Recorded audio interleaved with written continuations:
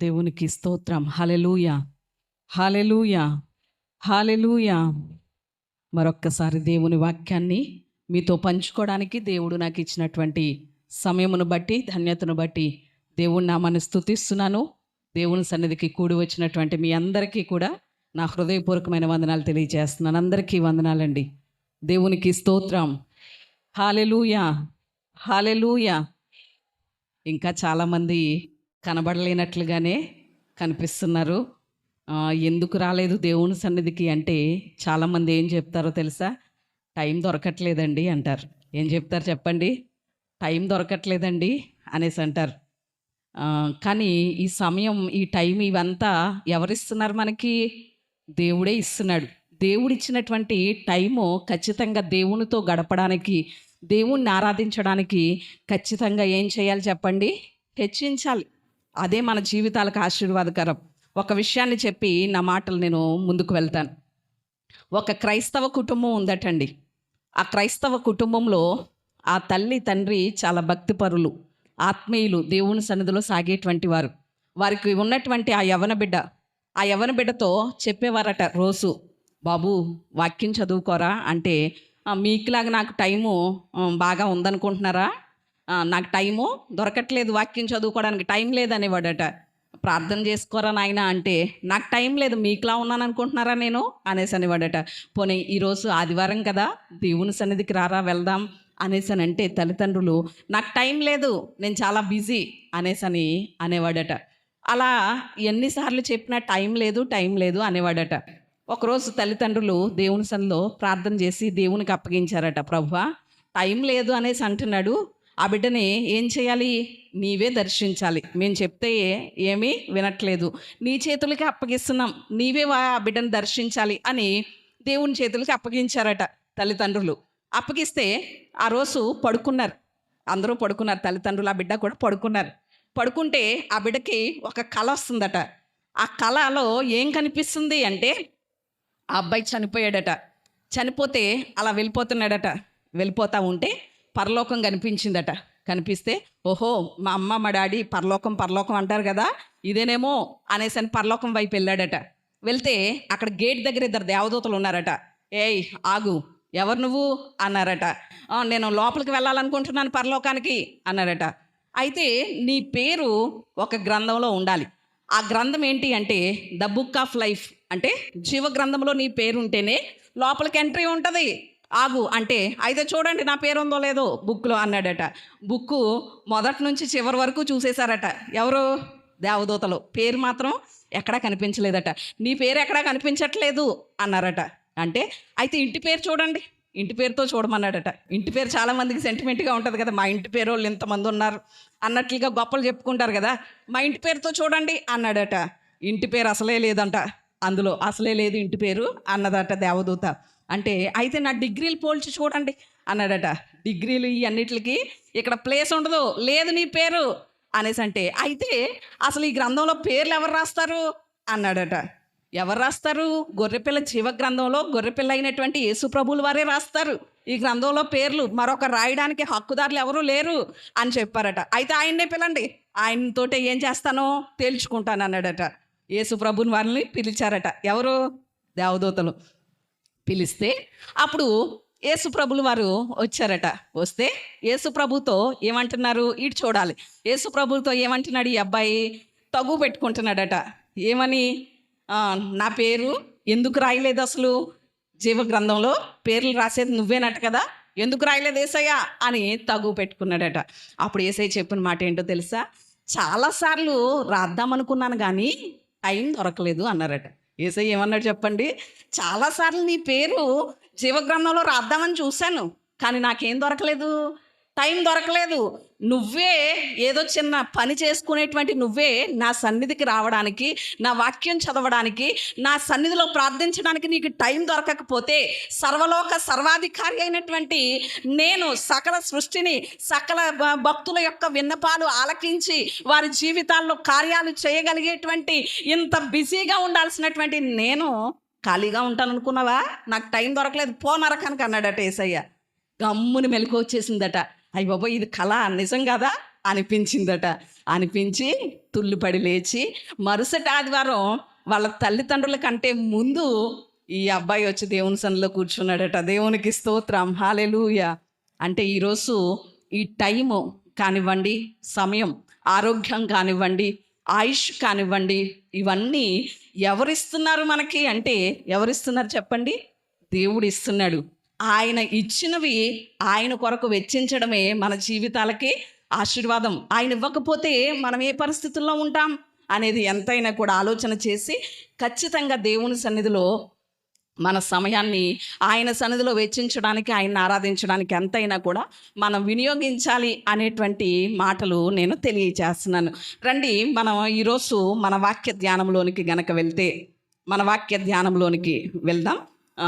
పేతురు, అపోస్తులైనటువంటి పేతురు గారు రాసినటువంటి మొదటి పత్రిక నూతన నిబంధనలో వెనక నుంచి 217వ పేజీలో ఈ మాటలు ఉంటాయి. పేతురు గారు రాసినటువంటి మొదటి పత్రిక 5వ అధ్యాయము 7వ వచనం చదువుకుందాం. 5వ అధ్యాయము 7వ వచనం చదువుకుందాం. ఆయన మిమ్ములను గూర్చి చింతించుచున్నాడు గనుక మీ చింత యావత్తు ఆయన మీద వేయుడి. దేవునికి స్తోత్రం, హల్లెలూయా. ఇక్కడ అపోస్తులైనటువంటి పేతురు గారు చెప్తున్నటువంటి మాట, పత్రిక రాస్తూ సంఘానికి, సకల పరిశుద్ధులకు పత్రిక రాస్తూ తెలియచేస్తున్నటువంటి మాట ఏమిటి అనేసనంటే, దేవుని యొక్క గొప్పతనం ఏంటో, దేవునిలో ఉన్నటువంటి సుగుణం ఏంటో, ఆయన ఏమై ఉన్నాడో, ఆయన ఏం చేస్తాడో, ఆయన ఎలాంటి వాడో చెప్తూ ఆయన గురించి తెలియచేస్తూ ఆయనలో ఉన్నటువంటి ఆయన స్వభావ లక్షణాన్ని, ఆయనలో ఉన్నటువంటి ఆయన గుణాన్ని, ఒక విషయాన్ని తెలియజేస్తున్నారు. ఏమంటున్నారో తెలుసా? ఆయన మిమ్ములను గురించి ఏం చేస్తున్నాడు? చింతిస్తున్నాడు గనుక మీ చింత యావత్తు ఆయన మీద వెయ్యండి అంటున్నారు. ఈరోజు ఎంతమందికి చింత లేదు చెప్పండి? ఎంతమందికి చింత లేదు? ఎంతమందికి చింత లేదు? ప్రతి ఒక్కరికి ఏదో విషయం గురించి చింతే. శరీరంలో ఉన్న బలహీనతను బట్టో, లేకపోతే ఈ కుటుంబంలో ఉన్నటువంటి బిడ్డలను బట్టో, వారి భవిష్యత్తును బట్టో, భర్తను బట్టో, లేకపోతే ఆర్థిక ఇబ్బందులను బట్టో, కుటుంబ పరిస్థితులను బట్టో, పరిస్థితులను బట్టి ఏముంటాయి చెప్పండి? ప్రతి ఒక్కరికి చింత ఉంది. కానీ దేవుడు ఏమంటున్నాడో తెలుసా? ఈ ఉదయకాల సమయంలో ఆయన మనల్ని గురించి ఏం చేస్తున్నాడట? చింతిస్తున్నాడు. చింతిస్తున్నాడు అనే మాట పుట్నోట్లో ఒకటంకి వేసి రాయబడింది. ఏం చేస్తున్నాడు? లక్ష్యము చేయుచున్నాడు. చింతిస్తున్నాడు అనే మాటకు అర్థం ఏంటి చెప్పండి? లక్ష్యం చేయుచున్నాడు అని ఒకే మాట ఇక్కడ ఇచ్చారు. ఆ చింతించుచున్నాడు అనే మాటకి నేను పర్యాయ పదాలు కొన్ని చెప్తాను, మీరు నోట్ చేసుకోండి అవసరమైతే. చింతిస్తున్నాడు దేవుడు మన కొరకు అనే మాటకు అర్థం ఏమొస్తుందంటే, మొట్టమొదటిగా లక్ష్యము చేయుచున్నాడు అనే మాట అర్థం వస్తుంది. రెండవ అర్థం ఏంటి అంటే, మనల్ని పట్టించుకుంటున్నాడు. ఏం చేస్తున్నాడు చెప్పండి? పట్టించుకుంటున్నాడు. మనల్ని పట్టించుకునే వాళ్ళే కదా మన గురించి చింతించగలుగుతారు. మనల్ని ఎవరైతే పట్టించుకుంటారో వాళ్ళే మన గురించి ఆలోచించగలుగుతారు. మనల్ని పట్టించుకోలేని వాళ్ళు ఎవ్వరు మన గురించి ఆలోచించలేరు. అంటే దేవుడు మనల్ని ఏం చేస్తున్నాడు? పట్టించుకుంటున్నాడు. అలాగే మూడవ మాట, ఆయన మనల్ని గురించి శ్రద్ధ తీసుకుంటున్నాడు. చింతిస్తున్నాడు అంటే అర్థం ఏంటి చెప్పండి? శ్రద్ధ తీసుకుంటున్నాడు. నీ బిడ్డల గురించి నువ్వు ఎంతైతే శ్రద్ధ తీసుకుంటావో అంతకంటే మరీ ఎక్కువగా ఆయన నిన్ను గురించి, నన్ను గురించి ఏం చేస్తున్నాడు? శ్రద్ధ తీసుకుంటున్నాడు. అదే మాటకు అర్థం వస్తుంది ఏంటి అనేసనంటే, నాలుగవదిగా దృష్టిస్తున్నాడు. ఏంటి చెప్పండి? దృష్టించుచున్నాడు అంటే మనల్ని చూస్తున్నాడు.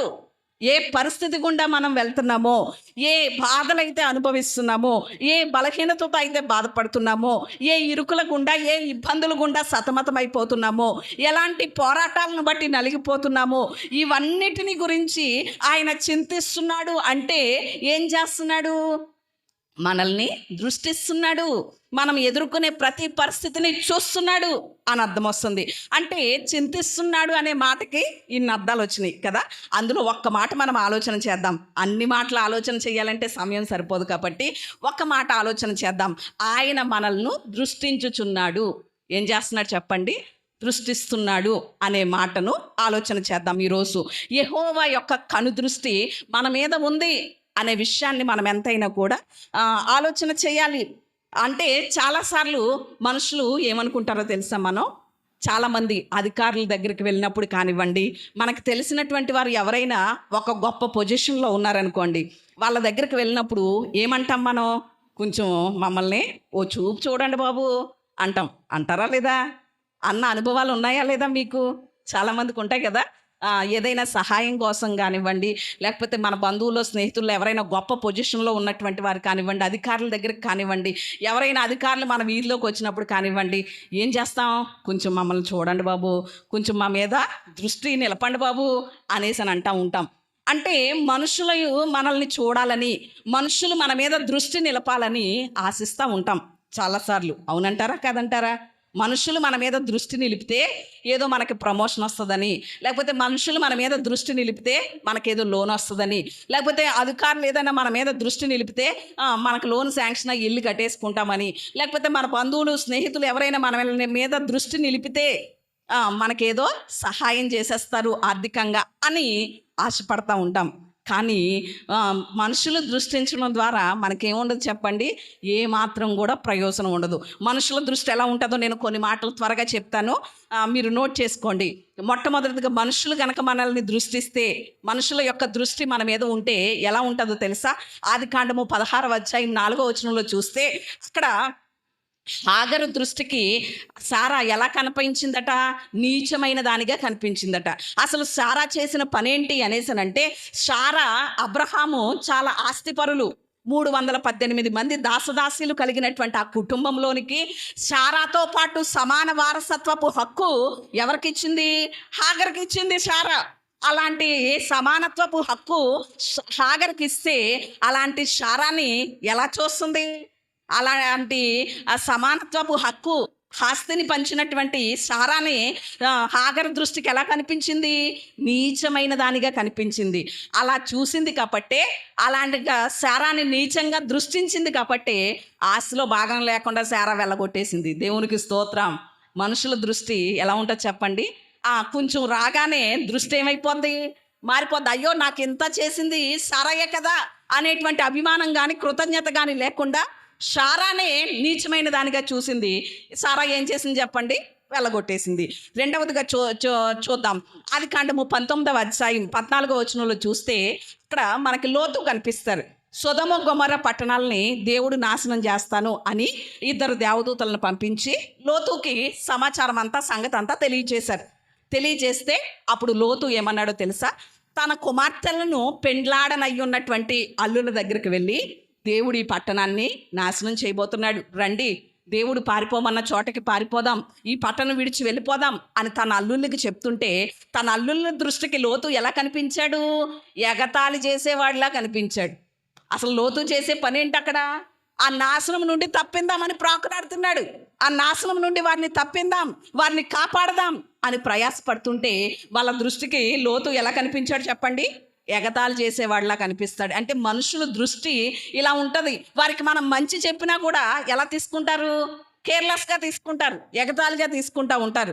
ఎంత మంచి చెప్పినా, ఎంత వారి బాగు కోరినా, వారి మంచి కోసం మనం ఎంత చెప్పినా ఏముందిలే అనేసి చాలా రెక్లెస్గా తీసుకుంటూ ఉంటారు. మనుషుల యొక్క దృష్టి అలా ఉంటుంది. మూడవదిగా చూస్తే సమూయేలు మొదటి గ్రంథం 18వ అధ్యాయం 5వ వచనంలో చూస్తే అక్కడ దావీదట మొదట సౌలు దృష్టికి, అధిపతుల దృష్టికి, జనుల దృష్టికి, సేవకుల దృష్టికి, అందరి దృష్టికి అనుకూలంగానే ఉన్నాడట అక్కడ దావీదు. కానీ తర్వాత ఏం చేయాలని చూశాడు? సౌలు చంపాలని చూశాడు. అంటే ఈరోజు మొదట ఒకప్పుడు మనం ప్రజల దృష్టికి ఎలా ఉంటాం? అనుకూలంగానే ఉంటాం. అయ్య బాబోయ్ మా పాస్టర్ గారు ఇంత కాదు అంత అంటారు, మా పాస్టమ్ గారు ఇంత కాదు అంత అంటారు. కొన్నాళ్ళు పోతే అయ్యి బాబోయ్ ఆవిడ లేకపోతే ఆయన అంటాం. అంటే మనుషులు దృష్టి ఎలా ఉంటుంది చెప్పండి? కొంతవరకే. ఈ సౌలు దృష్టికి, ఆ అధిపతుల దృష్టికి, సేవకుల దృష్టికి మొదట దావీదు ఎలా ఉన్నాడు? అనుకూలుడుగానే ఉన్నాడట. కానీ తర్వాత ఏమైంది? వాళ్ళ దృష్టి మారిపోయింది. చంపాలనే దృష్టి దావీదు మీద కలిగింది. అలాగే 4వదిగా కూడా నేను చెప్తున్నాను.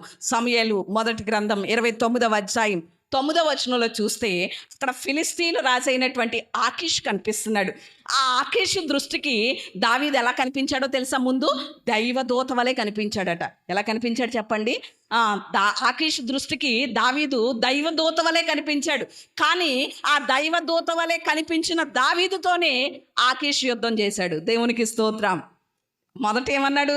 అయ్య బాబోయ్, నా దృష్టికి నువ్వు ఎలా కనిపిస్తున్నావు తెలుసా? దైవదూత వలె ఉన్నావు అన్నాడు. ఎవరిని? దావీదుని. ఫిలిస్తీన్లు రాజైన ఆకీషు. మరి దైవదూత వలె ఉన్నావన్న దావీదుతో ఎందుకు యుద్ధం చేయాలి? అయ్యో దైవదూత కదా అని ఊరుకోవచ్చు కదా. ఏం చేశాడు చెప్పండి? దావీదుతోటే యుద్ధం చేశాడంటే ఈ 4 సందర్భాలు మీకు తెలియచేసిన విషయం ఏంటి అంటే, మనుషుల యొక్క దృష్టి మనం కోరుకుంటే అలాగే ఉంటుంది. కొన్నాళ్ళు మనల్ని మంచిగా చూస్తారు, తర్వాత మనం చెడైపోతూ ఉంటాం. అంటే మనం ఈరోజు కోరుకోవలసింది మనుషుల దృష్టిలో మనం పడాలని కాదు, మనుషులు ఏదో మనల్ని చూడాలని కాదు, మనుషుల దృష్టిలో మనం ఉండి గొప్పవారం అయిపోవాలని కాదు. మనుషుల దృష్టి ఎంతవరకు ఉంటుందంటే కొంతవరకే. ఇక్కడ దావీదు జీవితం చూసాం, లోతు జీవితం చూసాం, సారా జీవితం చూసాం. వాళ్ళు కొంతవరకు మంచిగానే ఉన్నారు, వారి దృష్టి. మరలా ఎవరినైతే మంచిగా చూసారో వాళ్ళ మీద వాళ్ళ దృష్టి ఏమైపోయింది చెప్పండి? మారిపోయింది. ఈరోజు మనుషుల దృష్టి అలాగే ఉంటుంది. కానీ దేవుడు మనల్ని దృష్టించాలి, దేవుని యొక్క కనుదృష్టి మన మీద ఉండాలి, దేవుని దృష్టిలో మనం ఉండాలి అనే ఆలోచన మనకు ఉండాలి. ఆ ఆలోచన గనక మనకు ఉంటే, దేవుడు గనక మనల్ని దృష్టిస్తే, ఈ దేవుని యొక్క కనుదృష్టి మన మీద ఉంటే మన జీవితాలు ఆశీర్వాదకరంగా ఉంటాయి. దేవునికి స్తోత్రం, హల్లెలూయా. ఒకవేళ ఇంతవరకు మనుషుల దృష్టిలో ఉండాలని చూసామేమో. మనుషుల దృష్టి ఎలా ఉంటుందంటే చాలా క్రూరంగానే ఉంటుంది. వారి స్వబుద్ధిని ఆధారం చేసుకుని వారి సొంత లాభం కొరకే మనల్ని దృష్టిస్తారు అనే విషయం కూడా ఆలోచన చేయాలి. ఒకరోజటండి మొసలి, క్రొకడైల్ తెలుసు కదా, మొసలి నోరు చాపి పడుకుంటుంది ఎప్పుడు, 1 గంట అరగంట. ఆ విషయం మీకు తెలుసో లేదో తెలీదు. నోరు మూసి పడుకోదు. పడుకున్నప్పుడు ఎలా నిద్రపోతుంది చెప్పండి? నోరు తెరచి పడుకుంటుంది. ఎక్కువ మీట్ తింటుంది కదా, మాంసం తింటుంది కదా. ఆ మాంసం అంతా ఏమవుతుంది అంటే దాని పళ్ళల్లో ఇరుక్కుపోతుంది. అలా పళ్ళల్లో ఇరుక్కుపోయింది అనుకోండి, పళ్ళు ఏమైపోతాయి? పుచ్చిపోతాయి. చెప్పరే, మాంసం పళ్ళల్లో ఉంటే ఏమవుతుంది చెప్పండి? పళ్ళు పుచ్చిపోతాయి, తొందరగా ఊడిపోతాయి. అప్పుడు ఏం తినలేదు? జంతువుల్ని వేటాడి తినలేదు కదా. అందుకని నోరు తెరిచి పడుకుంటుంది మొసలి. పడుకుంటే లోపలికి కొన్ని పక్షులు వచ్చి, ఎక్కడికి? దాని నోట్లోకి, మొసలి నోట్లోకి పక్షులు వచ్చి ఆ పళ్ళ సందుల్లో ఇరుక్కుపోయినటువంటి మాంసాన్ని తీసుకుని తింటాయి. మీరు ఈ విషయం ఎప్పుడు తెలుసుకోలేదేమో. ఆ పళ్ళ సందుల్లో ఉన్నటువంటి మాంసాన్ని తీసుకుని తింటాయి పక్షులు వచ్చి. అందుకనే నోరు తెరిచి పడుకుంటుంది. అది దాని పళ్ళ మధ్యలో ఉన్నటువంటి ఆ మాంసం అది తీసుకోలేక పక్షులు తింటాయి కదా అని నోరు తెరిచి పడుకుంటుంది. ఆ పక్షులు వచ్చి ఆ పళ్ళ సందులో ఉన్నటువంటి మాంసాన్ని తీసుకుని తింటాయి. ఒకరోజు ఒక పక్షి జింక దగ్గరికి వెళ్ళి చెప్పిందట, ఏమనో తెలుసా? మొసలి చాలా మంచిది కదా, మాకు ప్రతిరోజు ఏం పెడుతుంది? ఆహారం పెడుతుంది అనేసని అన్నదట. అనేసనంటే జింక అన్నదట, నువ్వు మంచిది అంటున్నావు కానీ గడిచినటువంటి వారంలో నా పిల్లని నా ఎదురుగానే చంపి తినేసింది మొసలి అనేసని చెప్పిందట జింక. అంటే అప్పుడు ఆ పక్షి ఏమన్నదో తెలుసా? నువ్వు అలా చూస్తున్నావు కానీ మొసలి ఏంటి చాలా మంచిది అన్నదట. అంటే మొసలి నోరు చాపి ఆ పక్షులకి తన పళ్ళల్లో ఉన్నటువంటి ఆహారం ఎందుకు ఇస్తుంది? దాని పళ్ళు పాడవకూడదని, అంతే కదా. అంటే దాని స్వలాభం కోసం మంచి దానిలో కనిపిస్తుంది పక్షికి, కానీ అసలు దాని బుద్ధి ఏంటి చెప్పండి? చాలా క్రూరత్వం కదా. ఈరోజు మనుషుల విషయంలో కూడా అంతే. వాళ్ళ దృష్టిలో నేనున్నాను, వాళ్ళు నన్ను చాలా బాగా చూసుకుంటారు, వాళ్ళు నాకు ఉన్నారు, లేకపోతే వీళ్ళు నాకు సహాయం చేయడానికి ఉన్నారు, వాళ్ళు నా తరపు మాట్లాడడానికి ఉన్నారు, వీళ్ళు నా తరపు మాట్లాడడానికి ఉన్నారు అని కొన్నిసార్లు మనుషులను చూసి మనం ఏం చేస్తాం చెప్పండి? నమ్మేస్తాం. వాళ్ళ దృష్టి మన మీద ఉంది అనుకుంటాం. కానీ ప్రతి మనుష్యుడు కూడా స్వలాభాన్ని ఆశించే ఏం చేస్తాడు? మన ఎదుట ప్రవర్తిస్తాడు. ఆ విషయాన్ని మనం ఎంతైనా కూడా గమనించవలసినటువంటి వారమై ఉన్నాం అనే విషయాన్ని ఎంతైనా కూడా ఆలోచన చేయాలి. మరి ఈరోజు మనం కోరుకోవలసింది ఏంటి అంటే, దేవుని కనుదృష్టి మన మీద ఉండాలి అనే సత్యం మనం నేర్చుకోవాలి. మనం మనుషుల దృష్టిలో ఉండడం కాదు, మనుషుల ద్వారా సహాయం పొందడం కాదు, మనుషుల దృష్టిలో ఉంటే ఏదేదో చేసేస్తారని కాదు. దేవుని దృష్టిలో గనక మనం ఉంటే, యెహోవా కనుదృష్టి గనక మన మీద పడితే మన స్థితిగతులన్నీ దేవుడు మార్చేస్తాడు, మన పరిస్థితులన్నీ మార్చేస్తాడు. ఆ విషయాన్ని మనం ఎంతైనా గమనించాలి. అందుకని మన దేవుడు ఏమై ఉన్నాడో తెలుసా? మనల్ని దృష్టించే దేవుడై ఉన్నాడు. దేవునికి స్తోత్రం, హల్లెలూయా. ఏమై ఉన్నాడు చెప్పండి? మనల్ని దృష్టించే దేవుడై ఉన్నాడు. మరి దేవుని యొక్క కనుదృష్టి మన మీద ఉంటే ఏం జరుగుతుంది? ఒక్క 3 విషయాలు చెప్పి నా మాటల్లో నేను ముందుకు వెళ్తాను. దేవుని కనుదృష్టి గనక మన మీద ఉంటే, మనుషుల దృష్టి ఉంటే ఎలా కనిపిస్తామో వాళ్ళ దృష్టికి చూసాం కదా, నీచంగా కనిపిస్తూ ఉంటాం. వాళ్ళే తిరిగి మన వెనకాల ఏం చేస్తారు చెప్పండి? గోతులు తీసేవారుగా ఉంటారు. కానీ దేవుని కనుదృష్టి మన మీద ఉంటే ఏం జరుగుతుంది అంటే, మొట్టమొదటిగా రాజులు మొదటి గ్రంథం 9వ అధ్యాయం 3వ వచనం, అలాగే దినవృత్తాంతాలు 2వ గ్రంథం 6వ అధ్యాయం 20వ వచనం, 40వ వచనం, అలాగే 7వ అధ్యాయం 15వ వచనం. ఈ అన్నిటిలోనూ కూడా ఒకే మాట రాయబడి ఉంటుంది. చదవండి. అతనితో ఇలాగ సెలవిచ్చాను, నా సముఖమునందు నీవు చేసినటువంటి ప్రార్థన విన్నపములను నేను అంగీకరించున్నాను. నా నామమును అక్కడ సదాకాలం ఉంచుటకు నీవు కట్టించిన ఈ మందిరమును పరిశుద్ధపరచి ఉన్నాను. దేవునికి స్తోత్రం. మిగిలినటువంటి వచనాలు, నేను చెప్పినటువంటి వచనాల్లో ఉండేటువంటి మాట ఏంటో తెలుసా? ఈ స్థలమందు చేయబడు ప్రార్థనల మీద నా కనుదృష్టి ఉంచి ఉన్నాను, నా చెవులు దానిని అంగీకరించును. దేవునికి స్తోత్రం, హల్లెలూయా.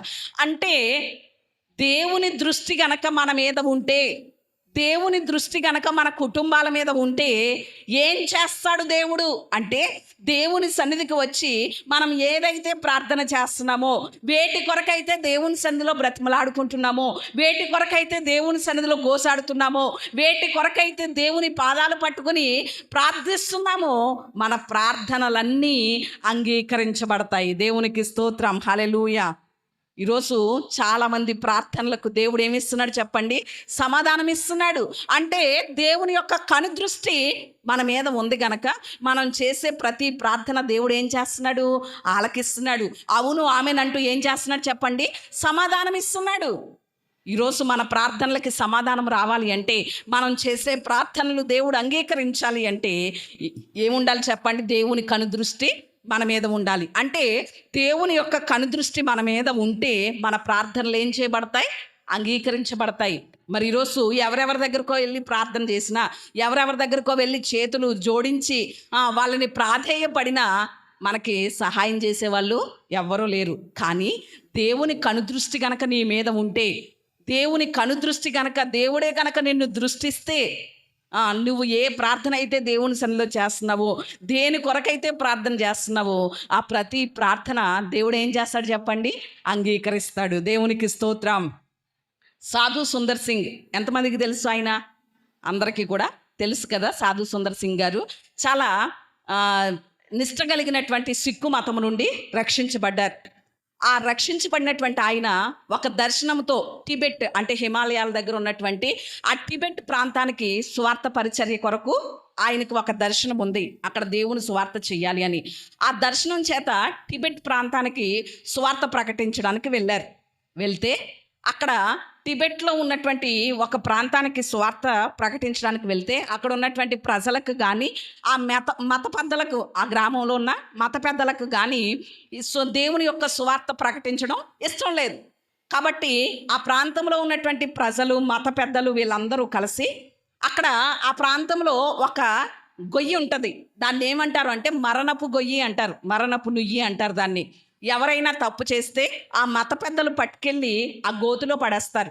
ఆ గోతులో పడేసిన వాళ్ళు ఎవ్వరికి కూడా బయటికి రావడం ఉండదు. ఆకలితో దప్పికతో ఆ గోతులోనే చనిపోతారనమాట. అలాంటి గొయ్య ఉంటుంది ఆ ప్రాంతంలో.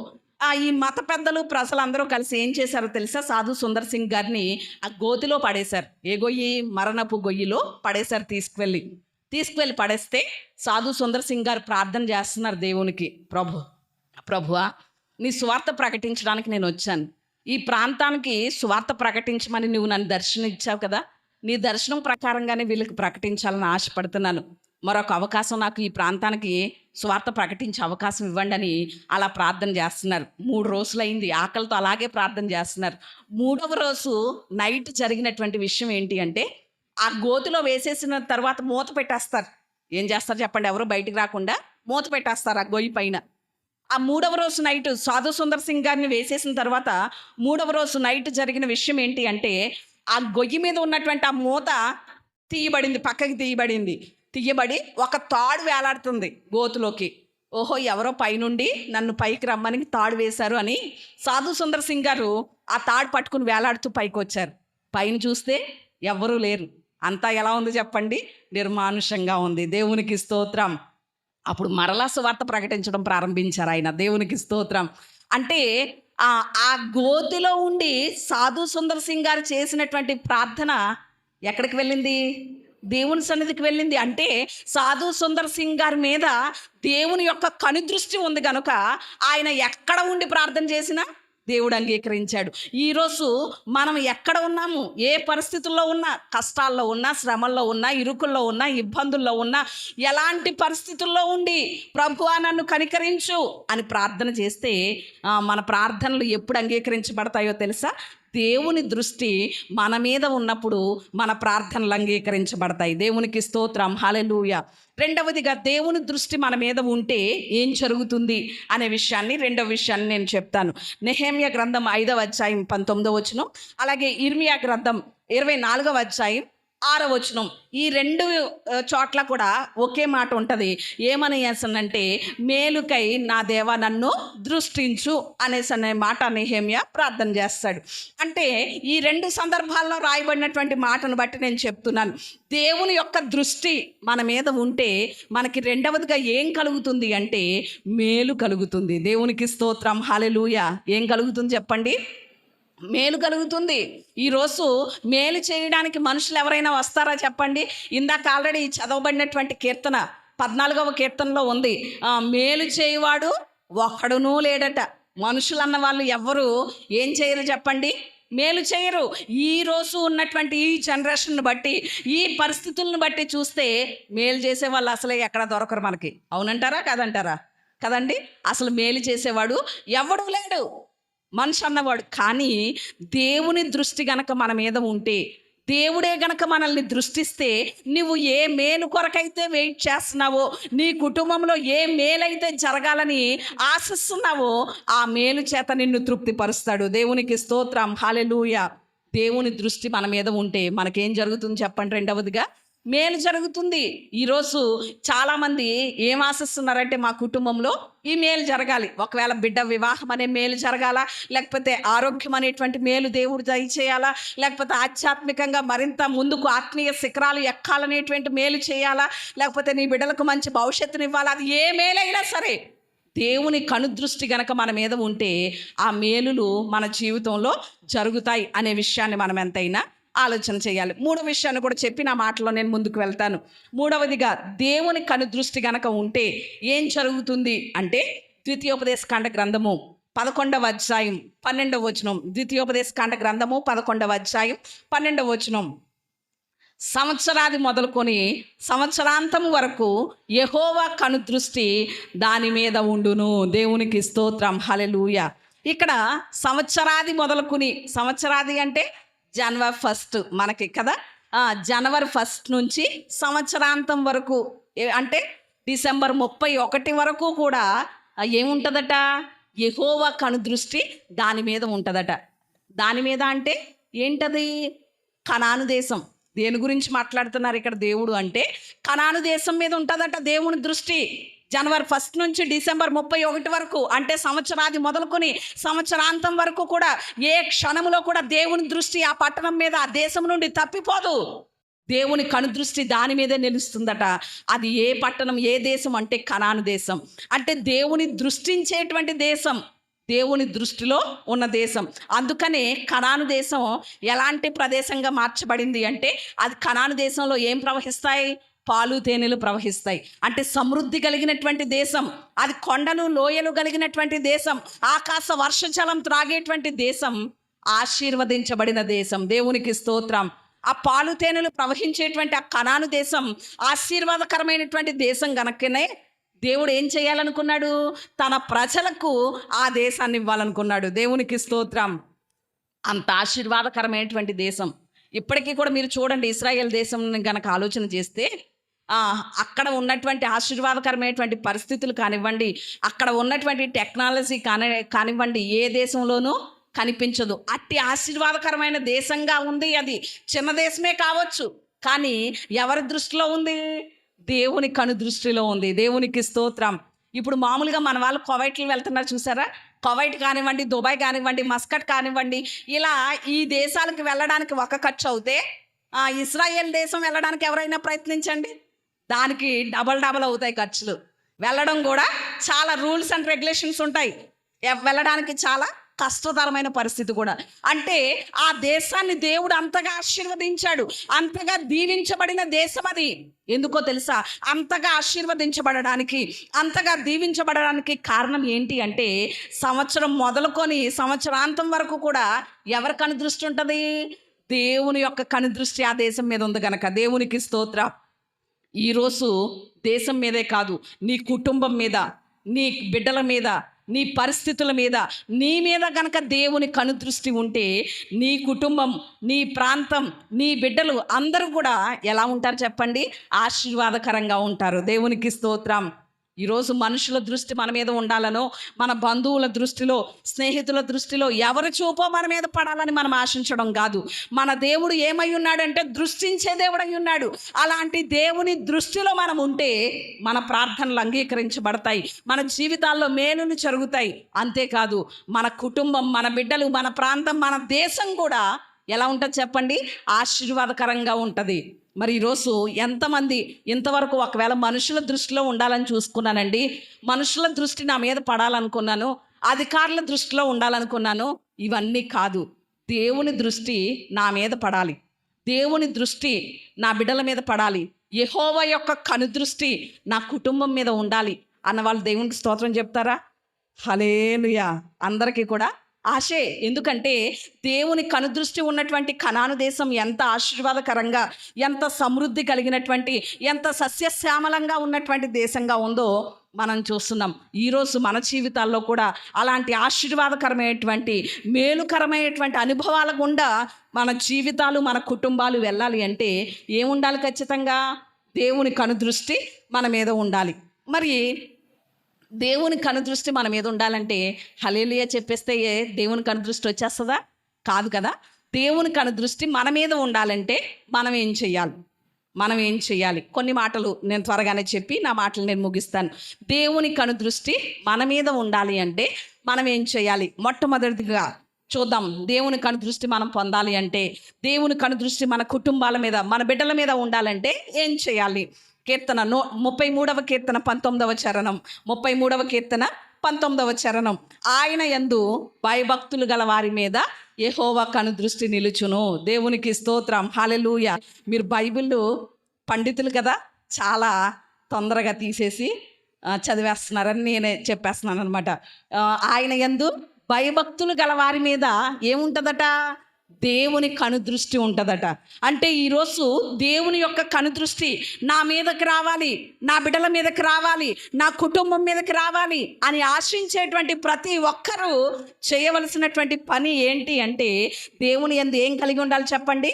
భయభక్తులు కలిగి ఉండాలి. మరి ఈరోజు ఎంతవరకు దేవుడు అంటే మనం భయభక్తులు కలిగి ఉంటున్నాం? ఎంతవరకు దేవుడు అంటే భయభక్తులు ఉన్నాయి? ఎంతవరకు ఉన్నాయండి? చాలామందికి దేవుడు అంటే ఏమి లేదు, భయభక్తులు లేవు. దేవుని సన్నిధి అంటే భయభక్తులు లేవు. భయభక్తులు గలక ఉంటే ఈరోజు ఆదివారం ఆరాధన ఖచ్చితంగా ఏం చేస్తారు? అటెండ్ అవుతారు, దేవుని ఆరాధన చేస్తారు. అంటే ఈరోజు ఇంకా దేవుని సన్నిధికి రాలేని పరిస్థితుల్లో ఉన్నాం. వచ్చిన దేవుని సన్నిధిలో ఇంకా నిర్లక్ష్యంగానే ఉంటున్నాం. అంటే దేవుని ఎడల మనకేం లేవు చెప్పండి? భయభక్తులు లేవు. అందుకనే దేవుని దృష్టి మన మీదకి రావట్లేదు, దేవుని దృష్టి మన మీద పడట్లేదు, దేవుని దృష్టిలో మన కుటుంబం ఉండట్లేదు అనే విషయాన్ని ఎంతైనా మనం గమనించాలి. దేవుని దృష్టిలో మనం ఉండాలి, మన కుటుంబం ఉండాలి అంటే దేవుని యందు ఏం చేయాలి చెప్పండి? భయభక్తులు కలిగి ఉండాలి. ఈరోజు భయము భక్తి అనేది దేవుడు మన జీవితాల్లో కోరుకుంటున్నాడు. భయము ప్లస్ భక్తి = ఆశీర్వాదం అట. కానీ ఈరోజు చాలా కుటుంబాలు ఆశీర్వదించబడలేకుండా, దీవించబడలేకుండా ఉండడానికి కారణం ఏంటో తెలుసా? వాళ్ళలో ఏం లేదు చెప్పండి? భయభక్తులు లేవు. భయభక్తులు లేవు గనుకనే దేవుని ఆశీర్వాదం, దేవుని కనుదృష్టి మన మీద ఉండట్లేదనే సత్యాన్ని మనం ఎంతైనా కూడా అంగీకరించాలి. ఒకరోజు ఒక తండ్రిని ఒక బిడ్డ అడిగాడట. ఏమనో తెలుసా? డాడీ, దేవుడు ఎంత పెద్దగా ఉంటాడు అని అడిగాడట. దేవుడు ఎంత పెద్దగా ఉంటాడంటే ఆన్సర్ ఏం చెప్పాలి? మీరేం చెప్తారు? చెప్పలేం కదా. అప్పుడు ఆ తండ్రి ఏం చేశాడంటే అలా బయటికి తీసుకువెళ్ళాడట. ఒక ఫ్లైట్ పైనుంచి వెళ్తుందట.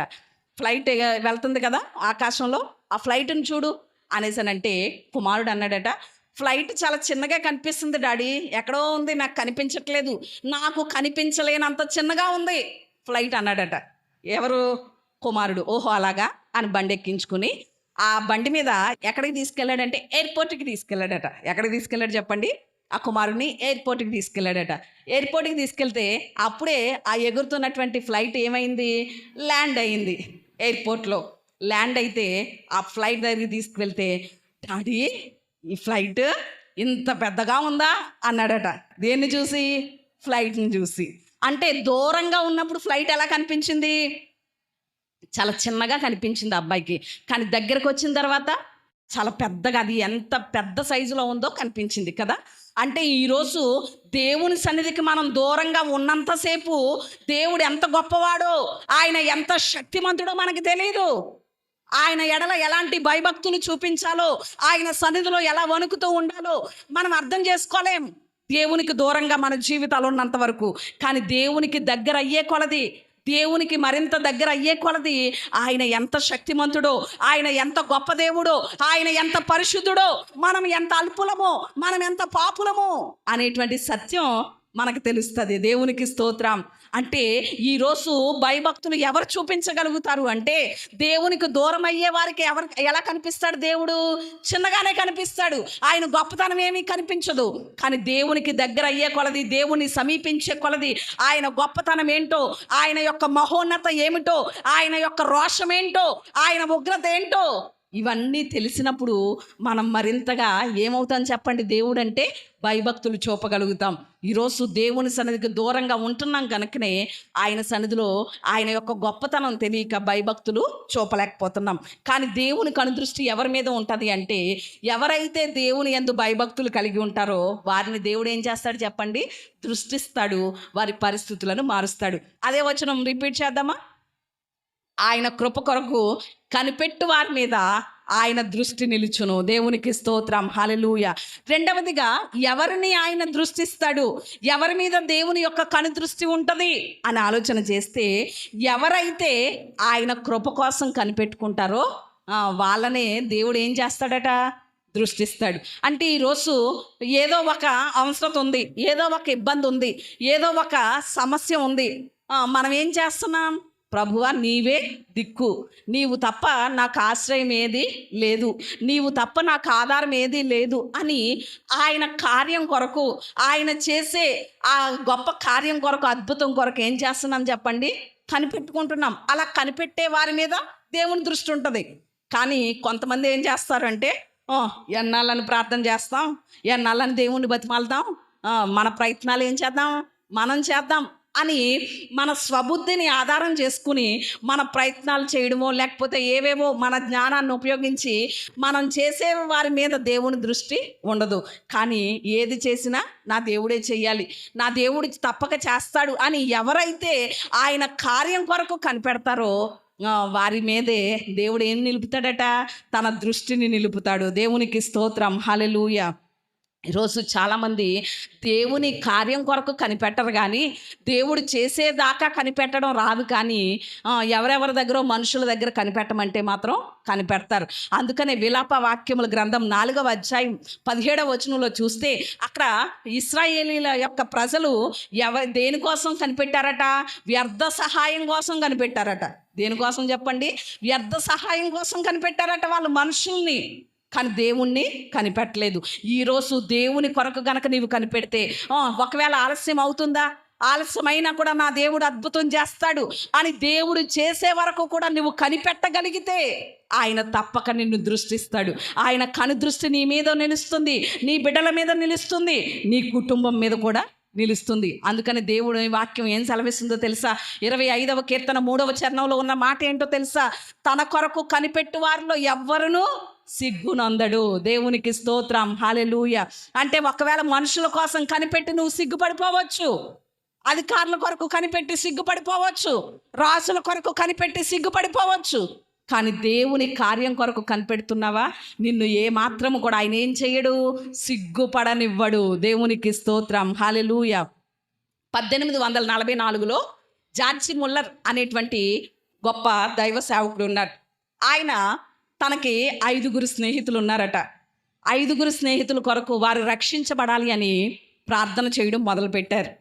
1844లో మొదలు పెడితే అలా ప్రార్థన చేస్తున్నారు, ప్రభువా వారిని రక్షించు నా స్నేహితులనని.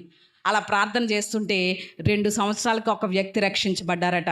తర్వాత ఇంకా అలా ప్రార్థన చేస్తూనే ఉన్నారు. 5 సంవత్సరాల తర్వాత ఒక వ్యక్తి రక్షించబడ్డారట. ఇంకా ప్రార్థన చేస్తున్నారు. 8 సంవత్సరాల తర్వాత ఒక వ్యక్తి రక్షించబడ్డారట. ఇంకా ప్రార్థన చేస్తున్నారు. 12 సంవత్సరాల తర్వాత 4వ వ్యక్తి రక్షించబడ్డారట. ఇంకెవరు ఉండిపోయారు? 5వ వ్యక్తి ఉండిపోయాడు కదా. అలాగే ప్రార్థన చేస్తున్నారు. ఆయన ప్రార్థన చేసి జార్జ్ ముల్లర్ గారు చనిపోయారు. ఆయన చనిపోయిన తర్వాత 5వ వ్యక్తి రక్షించబడ్డారు. దేవునికి స్తోత్రం. అంటే మనం చేసే ప్రార్థన ఏమవ్వదు చెప్పండి? వ్యర్థం కాదు. ఏ మాత్రం కూడా నా దేవుడు వ్యర్థం చేయడు.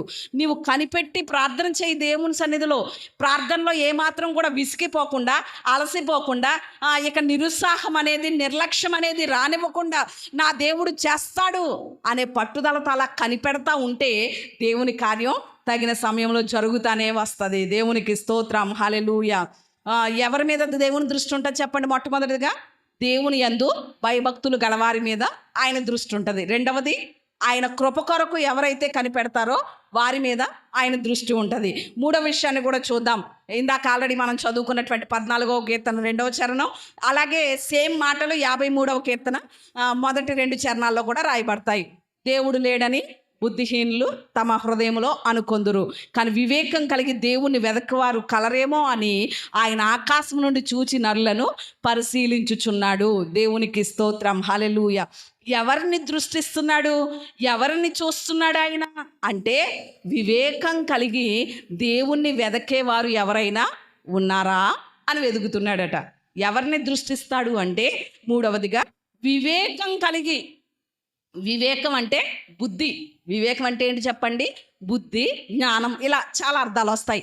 అలా ఎవరైతే జ్ఞానం కలిగి, వివేకం కలిగి దేవుణ్ణి వెదికేవారు ఉంటారో వాళ్ళ మీదే దేవుని యొక్క దృష్టి ఉంటుంది అనే విషయాన్ని మనం ఎంతైనా ఆలోచన చేయాలి.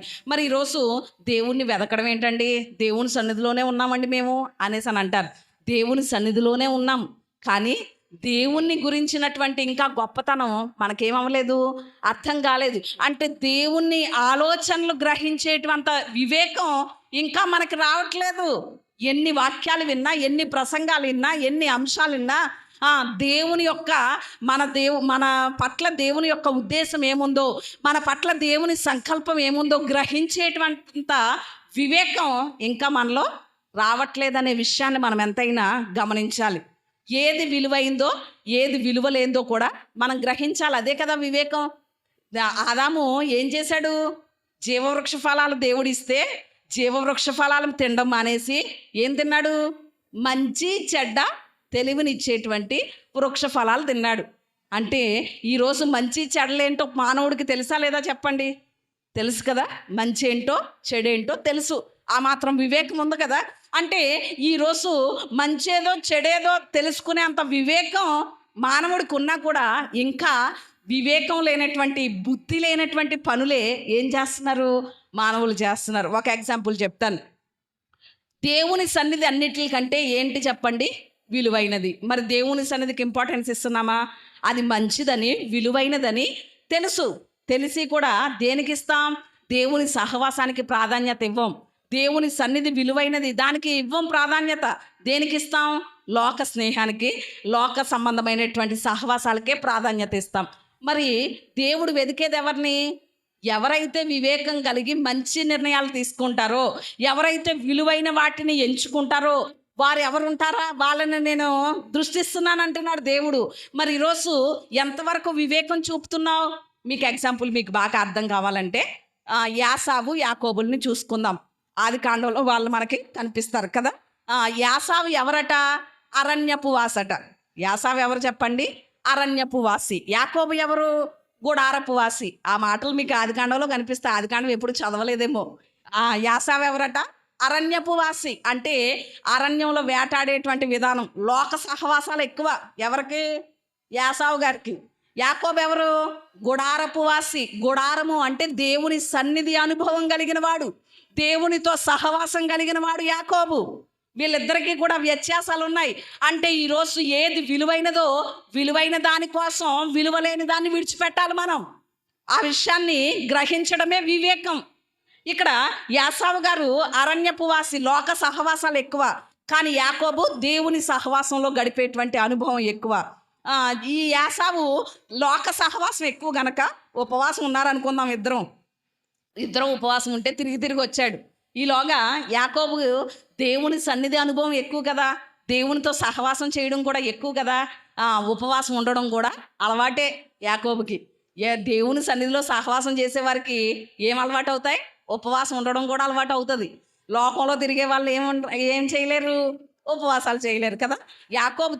యాసావు తిరిగి వచ్చాడు. ఈలోగా యాసావు అప్పటి వరకు ఉపవాసం ఉండి ఏం వండుకుంటున్నాడు? కూర వండుకుంటున్నాడు. యాసావు చూసి ఏమన్నాడు? నాకు ఆ కూర ఇవ్వ అంటే యాకోబు ఏమన్నాడు? నీ జ్యేష్ఠత్వపు హక్కు ఇస్తే ఇస్తానన్నాడు. అసలు విలువైంది ఏంటి? జ్యేష్ఠత్వపు హక్కు. పాత నిబంధన ప్రకారంగా చూస్తే జ్యేష్ఠత్వపు హక్కు అంటే తండ్రి తర్వాత రాజు, తర్వాత రాజు, యాజకుడు తర్వాత యాజకుడు. తండ్రి చనిపోతే ఆస్తి ఒకవేళ 3 ఎకరాలు ఉందనుకోండి, 2 ఎకరాలు జ్యేష్ఠుడికి, 1 ఎకరం చిన్నోడికి వస్తుంది. జ్యేష్ఠుడికి 2 భాగాలు ప్రతి దాంట్లో కూడా పాత నిబంధన ప్రకారం. అంత విలువైనటువంటి జ్యేష్ఠత్వపు హక్కుని విలువలేని ఏం కూరట? చిక్కుడుకాయలు. పోని మటను చికెను కాదు, ఏం కూర కోసం చెప్పండి? చిక్కుడుకాయల కూర కోసం విలువైన జ్యేష్ఠత్వపు హక్కును పోగొట్టుకున్నాడు. ఈరోజు వివేకం ఉందంటారా యాసావుకి? యాసావు ప్లేస్లో నేను ఉంటేనా నేనేం పోగొట్టుకోని అంటాం మనం. అలా అనేవాళ్ళు చాలామంది ఉన్నారు కదా. కానీ మరి ఈరోజు దేవుని సన్నిధి విలువైంది కదా. విలువైన దేవుని సన్నిధి కోసం, విలువైన దేవుని సహవాసం కోసం ఆరాధన పోగొట్టేసుకోవట్లేదా నువ్వు? దేవుని నియామక కూడికలు పోగొట్టేసుకోవట్లేదా? దేవుని సహవాసాన్ని పోగొట్టేసుకోవట్లేదా విలువలేని వాటి కొరకు? యాసావు ప్లేసు మనందరిది కదండి. ఈరోజు దేవుడు ఎవరి మీద దృష్టి నిలుపుతాడంటే, ఎవరైతే వివేకంతో విలువైన దానిని ఎంచుకుంటారో. అందుకని పత్రికల్లో పౌలు గారు అంటారు కదా, ఏవి రమ్యమైనవో, ఏవి మాన్యమైనవో, ఏవి ఖ్యాతి కలిగినవో వాటి మీదే మీరు ధ్యానం ఉంచుకోండి అంటాడు. అంటే విలువైన దానిని వెదకేవారే, విలువైన దానికి స్థానం ఇచ్చేవారే వివేకం కలిగిన వారు. ఈరోజు మరి విలువైన దేవుని సన్నిధితో సహవాసం చేయగలుగుతున్నావా? వివేకం కలిగి విలువైనటువంటి దేవునితో సహవాసం చేయగలుగుతున్నావా? విలువైనటువంటి దేవుని సన్నిధితో నీవు సాంగత్యం చేయగలుగుతున్నావా అనేది ఎంతైనా కూడా ఆలోచన చేయాలి. ఇక్కడ యాకోబు విలువైనటువంటి జ్యేష్ఠత్వాన్ని విలువలేని కోరిచ్చి ఏం చేశాడు చెప్పండి? సంపాదించేసుకున్నాడు. ఈరోజు ఒకవేళ పనికి వెళ్తే మహా అయితే కూలి ఎంత వస్తుంది? 500, మహా వేసుకోండి 1000 రూపాయలు వస్తుంది. ఆ 1000 రూపాయలు విలువలేనివే. ఆ 1000 రూపాయలు పోగొట్టేసుకుని విలువైన దేవుని సన్నిధిలో గడిపామనుకోండి, యాకోబు యొక్క జీవితం ఎంత ఆశీర్వాదకరంగా ఉందో తెలుసా? యాకోబులో నుండే ఎవరు వచ్చారు అంటే గోత్రకర్తలు వచ్చారు కదండి. యాకోబు కుమారులే 12 మంది గోత్రకర్తలు. యాకోబులో నుండే 12 మంది గోత్రకర్తలు వచ్చారు. యాకోబులో నుండే లేవీలు వచ్చారు. యాకోబులో నుండే యాజకులు వచ్చారు. యాకోబులో నుండే రాజులు వచ్చారు. రాజులకు రాజు, ప్రభులకు ప్రభు అయిన యేసయ్య కూడా యాకోబులో నుండే వచ్చాడు. దేవునికి స్తోత్రం. అంటే విలువైనటువంటి జ్యేష్ఠత్వపు హక్కు కోసం విలువలేని దేన్ని వదులుకున్నాడు? చిక్కుడుకాయల కూర వదిలేసుకున్నాడు యాకోబు కదా. అంటే వివేకం అంటే ఇదే. విలువైన దాని కొరకు విలువలేని దాన్ని ఎన్నైనా విడిచిపెట్టేద్దాం. అవి విలువలేనివి, అవి లోక సంబంధమైనవి, వాటితో మనకి పని లేదు. అవి ఎన్నైనా సరే విడిచిపెట్టేద్దాం. కానీ విలువైనది దేవుని సన్నిధి, విలువైనది ఆత్మీయత, విలువైనది మన గుణం, ధనం కాదు, గుణం విలువైనది. విలువైనది ఏంటి అనేసనంటే దేవునితో ప్రార్థన అనుభవం, విలువైనది దేవుని వాక్యం. ఇవి సంపాదించుకుందాం. విలువ లేని వాటి కోసం విలువైనవి మనం పోగొట్టుకోవద్దు. ఇక్కడ దేవుడు ఏమంటున్నాడో తెలుసా? ఎవరైతే విలువైనవిగా ఎంచుతారో నా సన్నిధిని, వివేకం కలిగి ఎవరైతే నన్ను వెదుగుతారో వాళ్ళనే నేనేం చేస్తాను? దృష్టిస్తాను. అంటే వాళ్ళ మీదే నా కను దృష్టి ఉంటుంది. ఈరోజు మరి వివేకంతో దేవుని సన్నిధిలో సాగుతున్నావా? దేవుడు విలువైన వాడని ఎంచగలిగి ఆయన సన్నిధిలో సహవాసం చేయగలుగుతున్నావా? విలువ లేని వాటి కోసం దేవుని సన్నిధిని పోగొట్టుకుంటున్నావా? ఏది ఎంత వివేకం ఉంది నీకు? ఎంత వివేకంతో దేవుణ్ణి వెదుగుతున్నావు అనే విషయాన్ని ఎంతైనా ఆలోచన చేయాలి. 4వ మాట కూడా చెప్పిన మాటలు నేను ముగిస్తాను. దినవృత్తాంతాలు 2వ గ్రంథం 16వ అధ్యాయం 9వ వచనం, 16:9. యథార్థవంతులను బలపరచుట కొరకై యెహోవా యొక్క కను దృష్టి లోకమందంతటా సంచారం చేయుచున్నది అనే మాట కనిపిస్తుంది అక్కడ. అంటే ఇక్కడ 4వదిగా దేవుని కను దృష్టి ఎవరి మీద ఉంటుంది? దేవుడు ఎవరిని దృష్టిస్తాడు అంటే ఎవరైతే యథార్థంగా ఉంటారో వారి మీదే ఏముంటుందట? దేవుని దృష్టి ఉంటుందట. దేవునికి స్తోత్రం, హల్లెలూయా. మరి ఈరోజు ఎంతవరకు యథార్థత ఉంది మనలో? ఎంతవరకు యథార్థవంతులుగా ఉన్నాం అనేది ఎంతైనా ఆలోచన చేయాలి. నేను యథార్థవంతురాలనే, నేను యథార్థవంతుడినే అంటాం పైకి కదా. మరి లోపల యథార్థత అంటే బయటకి ఏది ఉందో లోపల కూడా అదే ఉండడం. లోపల బయట ఒకేలా ఉండడమే యథార్థత. యథార్థత అంటే నేను ఇంకో 3 విషయాలు చెప్తాను, చూసుకోండి. యథార్థత అంటే 1 దేవుని మీద ఆధారపడడం. యథార్థత అంటే ఏంటి చెప్పండి? దేవుని మీదే ఆధారపడడం. 2వది ఆయన సన్నిధిలోనే ఉండడం. యథార్థత అంటే ఏంటి చెప్పండి? ఆయన మీదే ఆధారపడడం, ఆయన సన్నిధిలోనే ఉండడం. 3వది ఆయన వైపే చూడడం. ఏంటి చెప్పండి? ఆయన మీదే ఆధారపడడం, ఆయన సన్నిధిలోనే ఉండడం, ఆయన వైపే చూడడం. ఇదే యథార్థత. చాలామంది ఏమంటారో తెలుసా? మేము క్రైస్తవులం అండి, దేవుణ్ణి నమ్ముకున్నాం, మా దేవుడే మాకన్నీ అంటారు. కానీ వాళ్ళ నమ్మక దేవుని మీద ఉంటుందా? దేవుని మీద ఆధారపడతారా? ఏ పరిస్థితి వచ్చినా దేవుని వైపే చూస్తారా అంటే ఈ 3 ఉండవు. ఈ 3 అనుభవాలు ఉండవు. ఇంకో 3 అనుభవాలు వస్తాయి వాళ్ళలో. ఏంటో తెలుసా? రాళ్ళట, తాళ్ళట, ఊళ్ళట. ఏంటి చెప్పండి? 3 అనుభవాలు. ఈ 3 అనుభవాలు. యథార్థత అంటే ఏంటి? దేవుని మీద ఆధారపడడం, దేవుని సన్నిధిలో ఉండడం, దేవుని వైపు చూడడం. ఈ 3 అనుభవాలు మానేసి ఈరోజు క్రైస్తవుల యొక్క యథార్థత ఎలా ఉంది అంటే వాళ్ళ నమ్మకం వేటి మీద ఉంది అంటే ఊళ్ళట. పలానా ఊరు వెళ్తే ఇలా జరుగుతుంది, ఆ ఊరు వెళ్తే ఇలా జరుగుతుంది. ఊళ్ళ మీద ఉంది వాళ్ళ నమ్మకం. 2వది ఏంటట? రాళ్ళు. ఏంటట? ఉంగరాల మీద ఉండేటువంటి రాళ్ళు. అది అన్యులు ఏదో చేసుకున్నారంటే అర్థం ఉంది. కానీ ఈరోజు క్రైస్తవులకి కూడా రాళ్ళ మీద నమ్మకాలు ఏంటంటే అసలు. 3వది ఏంటట? తాళ్ళట. చేతులకి కాళ్ళకి కట్టుకునే తాళ్ళట. పిల్లలు ఏడిస్తే ఏం కడుతున్నారట? తాళ్ళట. అంటే యథార్థత ఉందా? క్రైస్తవుడను అని చెప్పుకునేటువంటి మనం ఐఆమ్ క్రిస్టియన్ అంటే క్రైస్ట్ అంటే యేసయ్య. ఐ అంటే నేను, యామ్ అనేసానంటే ఐఆమ్ క్రిస్టియన్ అనేసానంటే నేను ఒక క్రీస్తుని అని అర్థం వస్తుంది. ఐఆమ్ క్రిస్టియన్ అంటే ఏంటి చెప్పండి? నేను ఒక క్రీస్తుని అని అర్థం వస్తుంది. మరి మనం ఆరాధిస్తున్నటువంటి ప్రభువు, మనం సేవిస్తున్నటువంటి క్రీస్తు ఎంత యథార్థవంతుడు! మరి ఐఆమ్ క్రిస్టియన్, నేను ఒక క్రిస్టియన్, నేను ఒక క్రీస్తుని అని చెప్పుకుంటున్నటువంటి నీలో యథార్థత ఏముంది? దేవుని సన్నిధిలో ఒకలాగా, బయటికి వెళ్తే తాళ్ళు ఊళ్ళు రాళ్ళే. అంటే యథార్థత ఉందా చెప్పండి? లేదు కదా. యథార్థత అంటే దేవుని మీదే ఆధారపడాలి. ఎలాంటి పరిస్థితి వచ్చినా దేవుని సన్నిధిలోనే ఉండాలి. పక్కదారులు పట్టడం కాదు, దేవుని వైపు చూడడమే యథార్థత అంటే. మరి ఈరోజు ఎంతవరకు మనం అలా దేవుని మీద నమ్మికతో సాగగలుగుతున్నాం అనే విషయాన్ని ఎంతైనా ఆలోచన చేయాలి. ఎవరి యథార్థత వాళ్ళే పరిశీలన చేసుకోవాలి. ఒకరోజు ఒక ఆయన కొండపై నుండి జారిపోయాడట. చీకట్లో నడుస్తూ వెళ్తుంటే కొండపై నుండి జారిపోయాడట. జారిపోతే అతనికి ఒక కొమ్మ తగిలిందట. ఆ కొమ్మను పట్టుకుని వేలాడుతూ ప్రభువా నన్ను కాపాడవా, నన్ను రక్షించవా అని ప్రార్థన చేస్తున్నాడట. కొమ్మను పట్టుకుని వేలాడుతూ. అప్పుడు ఆకాశం నుండి ఒక స్వరం వినిపించిందట. ఏంటో తెలుసా? నేను చెప్పినట్లు చేస్తావా అన్నాడట దేవుడు. చేస్తాను ప్రభువా అన్నాడట. అయితే కొమ్మ విడిచిపెట్టే అన్నాడట దేవుడు. విడిచిపెట్టాడా? విడిచిపెట్టలేదు. ఈరోజు మనము కూడా ఏమంటామో తెలుసా?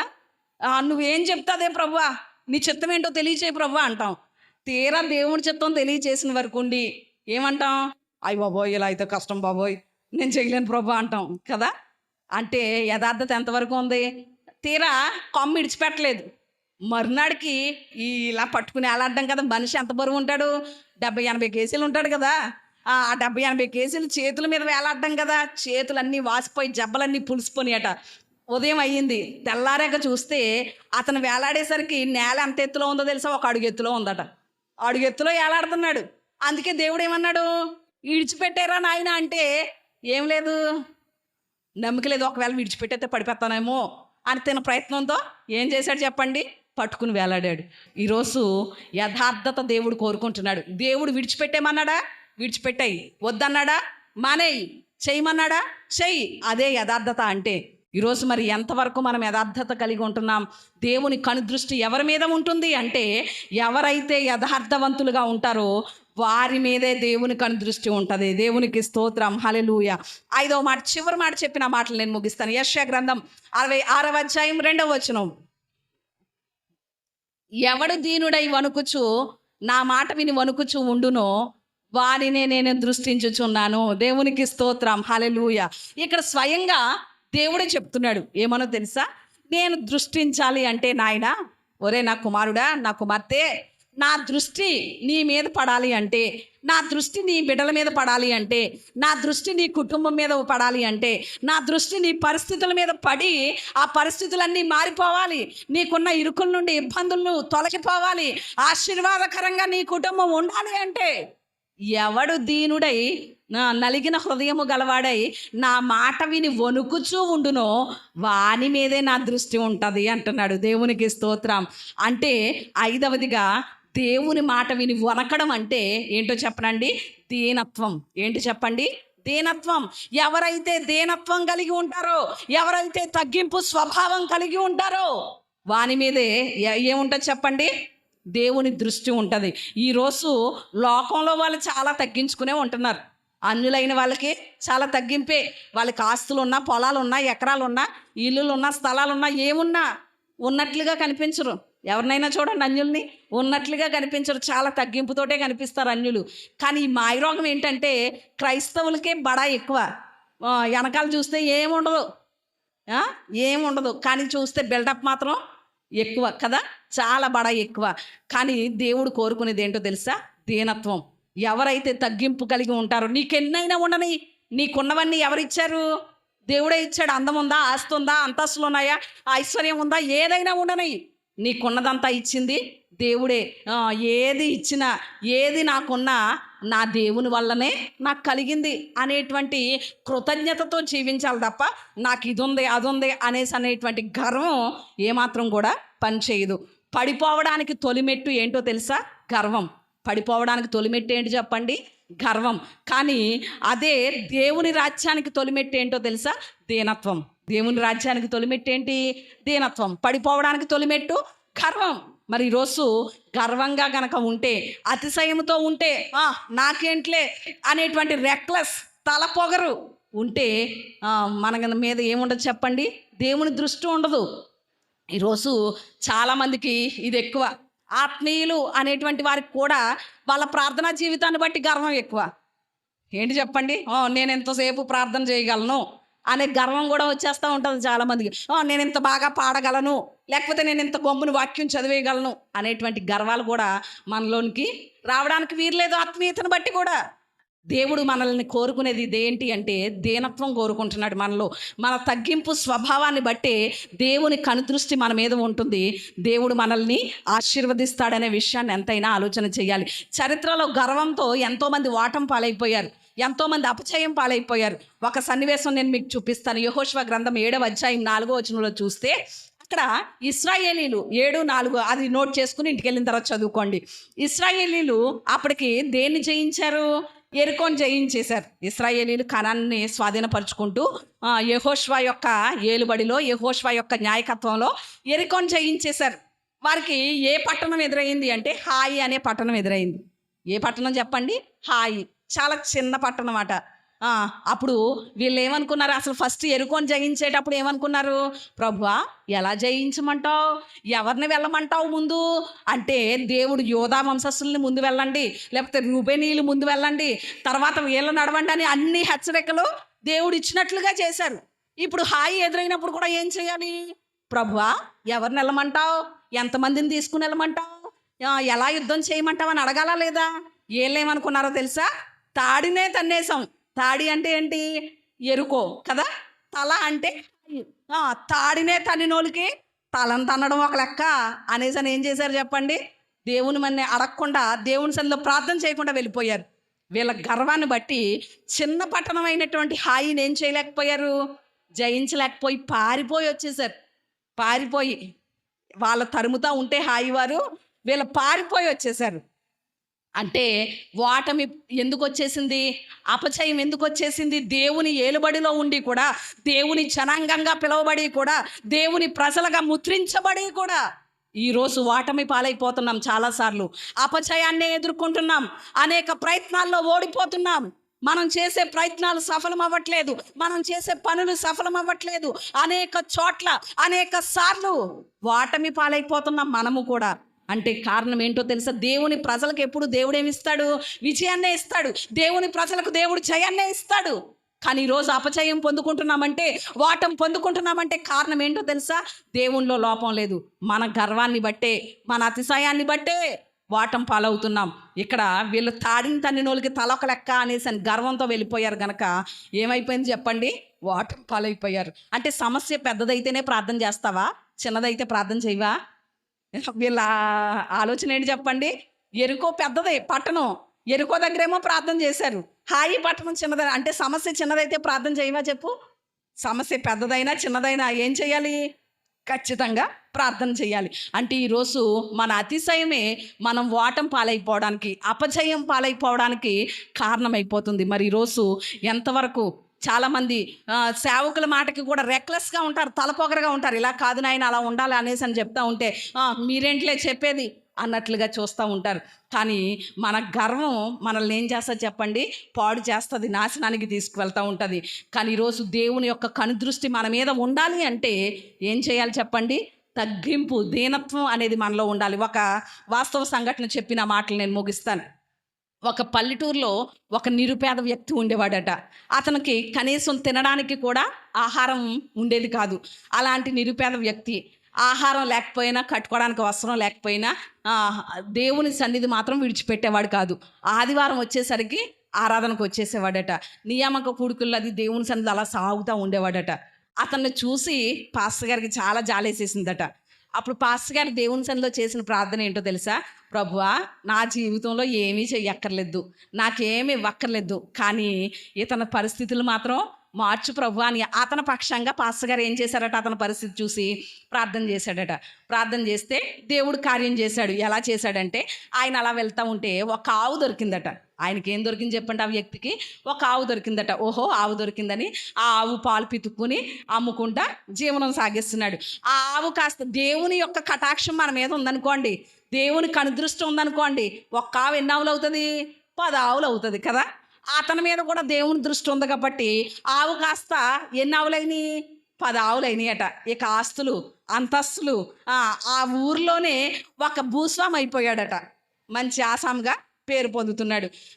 పేరు పొంది ఈ ఆవులు వ్యాపారం ఇవన్నీ చూసుకోవడంలో ఏం లేదు, తీరిక లేదు. ఏం మానేశాడు, గుడి మానేశాడట. చాలా రోజుల నుంచి ఆదివారం ఆరాధనకు రాకపోతుంటే ఒకరోజు పాస్టర్ గారు వాళ్ళ ఇంటికి వెళ్ళి, నాయనా ఆదివారం ఆరాధనకు రావట్లేదేంటి దేవుని సన్నిధికి అని అడిగితే ఆయన చాలా తలపోగరగా చెప్పాడు సమాధానం. ఏమనో తెలుసా, పాస్టర్ గారు చూస్తున్నారు కదండి, ఆవులు ఆస్తులు ఎవరు చూసుకుంటారు, నా టైము సరిపోవట్లేదు, అందుకే రావట్లేదు.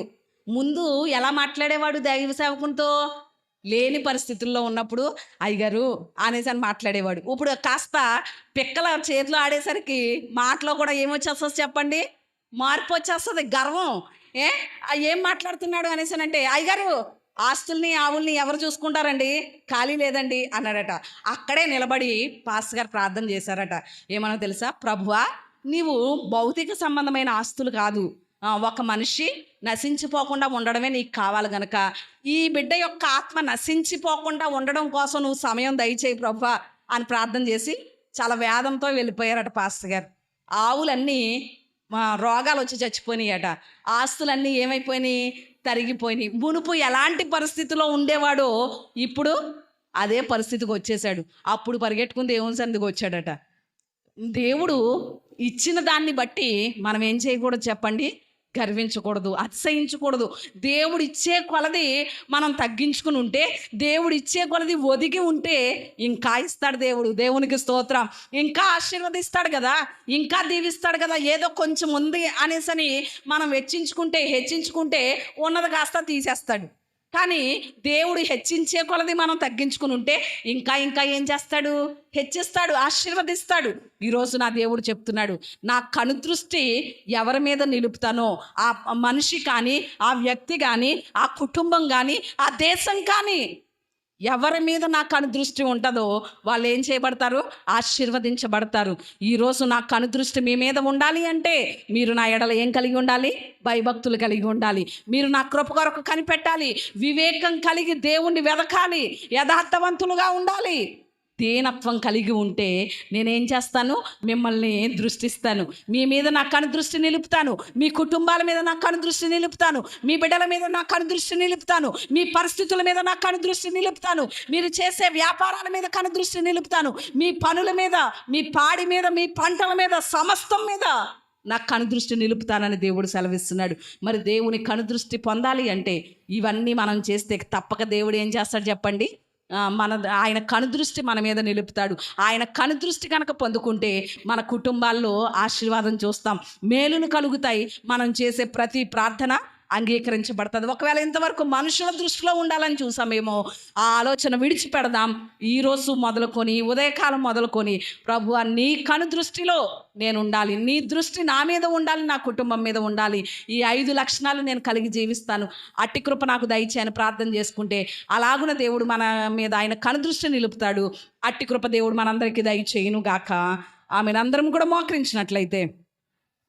మోకరించినట్లయితే ప్రార్థన చేసుకుందామా? ప్రార్థన చేసుకుందాం. ప్రభువా